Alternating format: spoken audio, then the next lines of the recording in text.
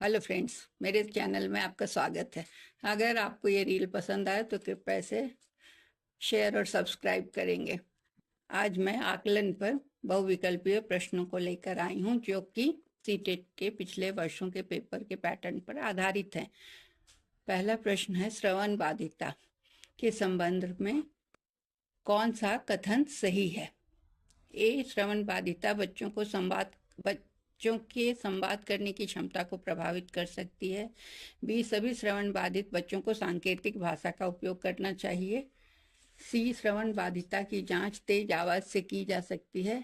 D, श्रवण बाधिता हमेशा कान की शारीरिक समस्या से होती है। उत्तर है ए, श्रवण बाधिता संवाद को प्रभावित कर सकती है, बच्चे के संवाद की क्षमता को प्रभावित करती है, लेकिन सभी मामलों में सांकेतिक भाषा या शारीरिक समस्या हो ऐसा आवश्यक नहीं है। क्वेश्चन नंबर 2, पियाजे के अनुसार संज्ञानात्मक विकास गुणात्मक रूप से भिन्न चरणों में होता है। कितने गुणात्मक रूप से भिन्न चरणों में होता है? तो चरणों के बारे में बताना है। ए, 3 प्रगतिशील स्तरों में। बी, एक सतत कंटिन्यूअम के रूप में।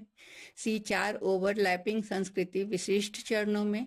सी, 4 गुणात्मक रूप से भिन्न चरणों में। उत्तर है डी, 4 गुणात्मक रूप से भिन्न चरणों में। पियाजे ने 4 चरण बताए, जिनमें है sensory motor, pre operational, concrete operational and formal operational.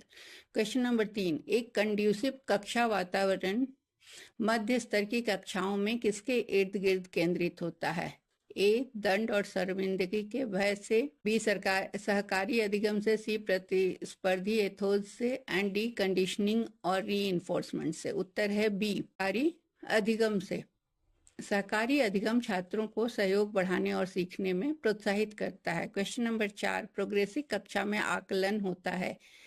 ए, गतिशील। बी, वस्तुनिष्ठ। सी, समेटिव या योगात्मक। डी, मानकीकृत या नॉर्मेटिव। आंसर है ए, जो कि है गतिशील या जिसे फॉर्मेटिव भी कहते हैं। प्रोग्रेसिव असेसमेंट निरंतर और विकसित होता है, न कि केवल अंतिम परीक्षा पर आधारित। क्वेश्चन नंबर 5, प्रभावी फीडबैक की क्या विशेषता है? ए, यह कार्य के अंत में ही दिया जाता है। बी, यह व्यापक और सामान्य होता है। सी, यह केवल परिणामों पर केंद्रित होता है। डी, यह समयबद्ध और विशिष्ट होता है। उत्तर है डी, यह समयबद्ध और विशिष्ट होता है। यह समयबद्ध और विशिष्ट फीडबैक सुधार को बढ़ावा देता है।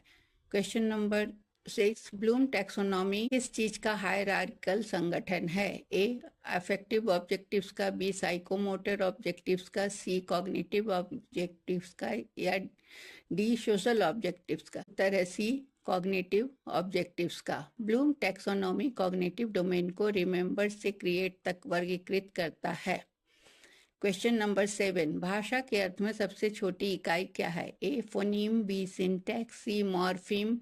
D, pragmatics. उत्तर है C, phoneme, C, morpheme. Morpheme अर्थपूर्ण और सबसे छोटी इकाई है भाषा की, जैसे अन, इन, अनहैप्पी शब्द में अन है, ये मॉर्फीम है। Question number 8, mid day meal scheme किस मोटिवेशन थ्योरी को समर्थन देता है? A, behaviouristic. B, constructivist. C, humanistic. D, cognitive. उत्तर है सी, ह्यूमनिस्टिक। मैस्लो हायरार्की के साइकोलॉजिकल नीड्स को पूरा करता है। क्वेश्चन नंबर 9, सोशलाइजेशन का प्राथमिक एजेंट कौन है? A, school. B, family. C, peers. D, media. उत्तर है बी, फैमिली। फैमिली प्रारंभिक सोशलाइजेशन का या सामाजिकरण का मुख्य स्रोत है। बचपन में बच्चा परिवार में ही सामाजिकरण या सोशलाइज होता है। क्वेश्चन नंबर 10, पहला इंटेलिजेंस टेस्ट किसने विकसित किया? A, Spearman. B, Wechsler. C, Alfred Binet. D, Sternberg. उत्तर है सी, अल्फ्रेड बिने। बिने साइमन स्केल 1904 में बच्चों की मानसिक आयु को मापने के लिए लाया गया था। क्वेश्चन नंबर 11, कोलबर्ग ने बच्चों के मोरल डेवलपमेंट का अध्ययन किस विधि से किया? ए, एक्सपेरिमेंटल विधि। B, quantitative approach. C, moral dilemmas देकर रिस्पॉन्स को विश्लेषित किया गया। D, play observations. तो उत्तर है सी, मोरल डिलेमास या नैतिक दुविधाओं को देकर रिस्पॉन्स को विश्लेषित किया गया। मोरल डिलेमा से स्टेजेस को पहचाने गए। नंबर 12, ह्यूमन ग्रोथ और डेवलपमेंट की समझ शिक्षक को क्या करने में सक्षम बनाती है? ए, सोशियोलॉजी ऑफ लर्निंग समझने में। बी, डाइवर्स लर्नर्स को पढ़ाना स्पष्ट करने में। सी, चाइल्ड साइकोलॉजी के प्रिंसिपल्स जानने में। डी, इंडिविजुअल डिफरेंस के महत्व को समझने में। उत्तर है बी, डाइवर्स लर्नर्स को पढ़ाने के तरीके को स्पष्ट करने में। डाइवर्स लर्नर्स जो होते हैं उनकी एबिलिटीज, बैकग्राउंड सब अलग अलग होती है, तो उनको संभालना सिखाता है। क्वेश्चन नंबर 13, क्रिएटिव चाइल्ड की पहचान का सबसे प्रभावी तरीका क्या है? A, objective test. B, intelligence test. C, problem solving के दौरान ऑब्जर्वेशन।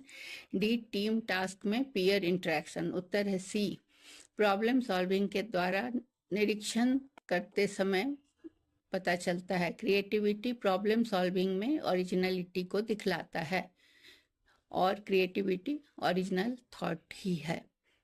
क्वेश्चन नंबर 14, वाइगोत्स्की के अनुसार डेवलपमेंट मुख्य रूप से किससे होता है? ए, मैच्योरेशन से। बी, जेनेटिक प्रोग्रामिंग से। सी, सोशल इंटरेक्शन से। डी, डिसकंटिन्यूअस नेचर से। उत्तर है सी, सोशल इंटरेक्शन से।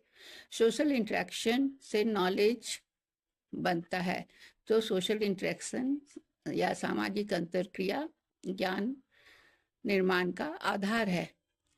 क्वेश्चन नंबर 15, गिफ्टेड चिल्ड्रन के संदर्भ में कौन सा कथन सही है? ए, वे सभी क्षेत्रों में उत्कृष्ट होते हैं। बी, लर्निंग डिसेबिलिटी से मुक्त होते हैं। सी, अन्य छात्रों से तेजी से सीखते हैं हमेशा। डी, हमेशा खुश और एडजस्टेड होते हैं। सी, वो अन्य छात्रों से तेजी से सीखते हैं। गिफ्टेड बच्चे एडवांस स्पेस होता, उनका पेस जो होता है, सीखने की गति जो होती है वो एडवांस होती है। Thank you.